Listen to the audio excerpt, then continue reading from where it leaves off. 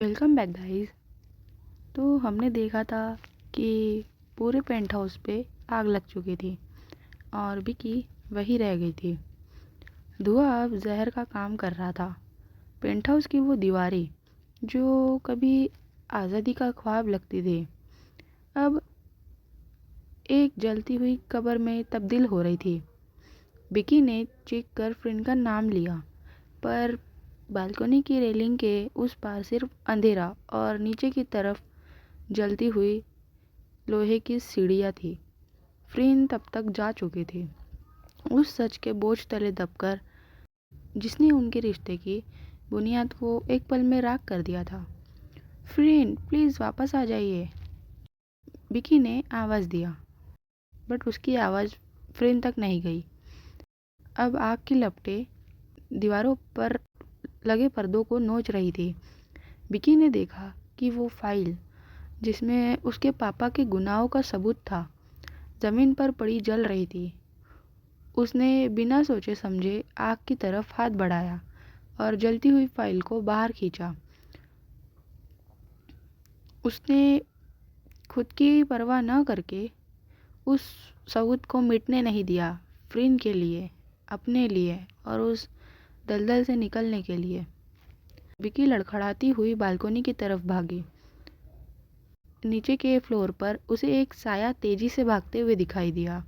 फ्रीन, ये कहते ही विकी आगे बढ़ी। और ठंडी हवा और गर्म आग, एक अजीब सा ठहराव था। जब वो नीचे पहुंची तो वहाँ एक मंजर देखकर उसके पैरों तले जमीन हट गई। पार्किंग एरिया के सुनसान कोने में फ्रीन अपनी कार के पास खड़ी थी। उसके हाथ खून से सने थे, शायद कांच टूटने की वजह से या गुस्से में किसी चीज़ पर हाथ मारने की वजह से। फ्रीन आसमान की तरफ देखते हुए रो रही थी। फ्रीन, विकी ने धीरे से कहा।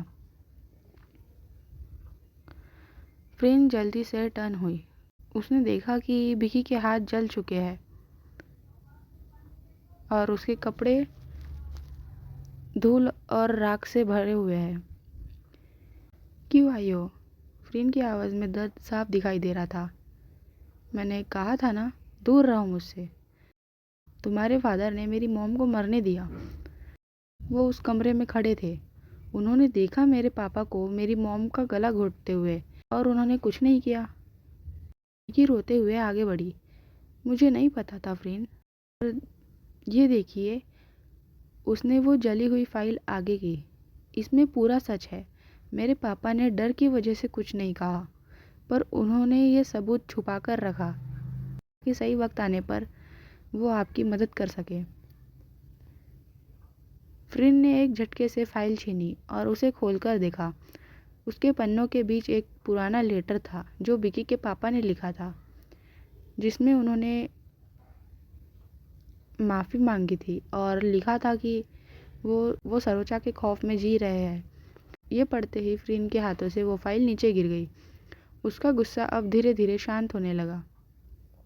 उसने कार का डोर ओपन किया और विकी को अंदर पुश किया। बैठो, फ्रीन ने रूड वॉइस में कहा। फ्रीन ने कार बहुत फास्ट ड्राइव की। दोनों पूरे रास्ते खामोश थे। फ्रीन ने कार एक सुनसान समुंदर के किनारे रोकी। बाहर हल्की बारिश शुरू हो गई थी। फ्रीन ने स्टीयरिंग व्हील पर ही सर रख दिया और ज़ोर ज़ोर से सांस लेने लगी। मैं तुमसे नफरत करना चाहती हूँ विकी। मैं चाहती हूँ कि तुम्हें तड़पाऊँ जैसे मैं तड़प रही हूँ, पर मैं तुम्हें उस जलती आग से निकलते देखा तो मेरा दिल जैसे धड़कना ही भूल गया। अपना हाथ दो। फ्रीन ने विकी के हाथों पर बैंडेज लगाई। आपको भी तो चोट आई है ना? ये चोट कैसे आई है फ्रेंड? वो सब छोड़ो। ऐसे कैसे? और ये कहते ही विकी ने फ्रेंड के भी हाथों में बैंडेज लगा दी। विकी ने अपना जरा हाथ फ्रेंड के फेस पर रखा। तो नफरत मत कीजिए ना, हम दोनों ही तबाह हुए हैं। हम दोनों के अपनों ने हमें धोखा दिया है। फ्रेंड ने विकी की ओर देखा। विकी के बिखरे बाल, उसकी सूजी हुई आंखें और वो मासूमियत जो अब भी बरकरार थी। फ़रीन अपना सब्र खो बैठी। फ़रीन ने विकी को हक कर लिया और ज़ोर ज़ोर से रोने लगी। एक शख्स जो दुनिया के लिए पहाड़ था, वो आज विकी की गोद में एक मिट्टी का खिलौना बनकर टूट रहा था। मुझे छोड़कर मत जाना, फ़रीन ने रोते हुए कहा। मेरे पास कोई नहीं है, वो सब मुझे मार डालेंगे विकी, मुझे बचा लो, मुझे बचा लो, प्लीज़ सेव मी। विकी ने फ़रीन के फेस को होल्ड किया। उसने देखा कि फ़रीन बहुत ज़्यादा ही शेक कर रही है। विकी ने फ़रीन के आंसू पोंछे।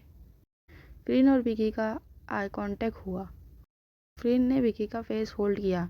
उसकी उंगलियों में अब भी खून और मिट्टी से सनी थी, पर उसका टच बहुत सॉफ्ट था। फ़रीन ने विकी की बॉटम लिप को अपनी उंगलियों से रब किया और फिर धीरे से अपना सर झुका दिया। इस सुकून के बीच एक डर था। तभी कार की विंडो पर किसी ने ज़ोर से नॉक किया। विकी और फ़रीन अलग हुए। हुज़? बाहर बारिश में एक शख्स खड़ा था जिसके हाथ में एक गन थी। उसने एक झटके से कार का शीशा तोड़ दिया। वो मिस्टर सरोजा का खास बॉडीगार्ड था। मैम, सर ने कहा है कि फ़ाइल वापस कीजिए, वरना हमें गोली मारने का ऑर्डर है। फ़रीन ने देखा कि पीछे दो और गाड़ी आकर रुकी थी। उन्होंने दोनों को घेर लिया था। फ़रीन ने विकी का हाथ टाइटली होल्ड कर लिया और डैश बॉक्स से गन निकाली। विकी, सीट के नीचे छुप जाओ, फ़रीन ने कहा। इस बार वो मौत से लड़ने के लिए तैयार थी।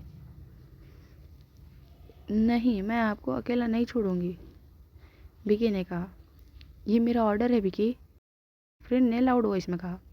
अगर मुझे कुछ हो जाए तो वो फाइल लेकर सीधा पुलिस कमिश्नर के पास जाना। उनका नंबर मेरी डायरी में है। फ़रीन कार से बाहर निकली। बारिश तेज थी। उसने गन बॉडीगार्ड पर पॉइंट की, पर तभी उसने देखा कि बॉडीगार्ड के पीछे से हेंग निकल कर आया। हेंग के हाथ में भी एक गन थी और उसका टारगेट अब फ़रीन पर नहीं, विकी थी जो कार में थी। चूज़ कर लो फ़रीन, कंपनी के पेपर्स या तुम्हारी वाइफ की लाइफ। फ़रीन का हाथ शेक करने लगा। उसने कार की तरफ देखा जहाँ विकी की आंखों में डर साफ दिख रहा था। फ़रीन ने अपनी गन नीचे कर ली।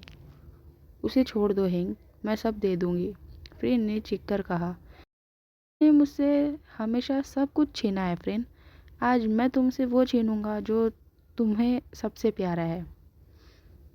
और तभी गन चलने की आवाज़ आती है। गोली चली। विकी ने अपनी आंखें बंद कर ली थी। क्या गोली विकी को लगी या फ़रीन ने बीच में आकर अपनी जान दे दी? तो देखते हैं गाइस नेक्स्ट एपिसोड में। तब तक के लिए गुड नाइट।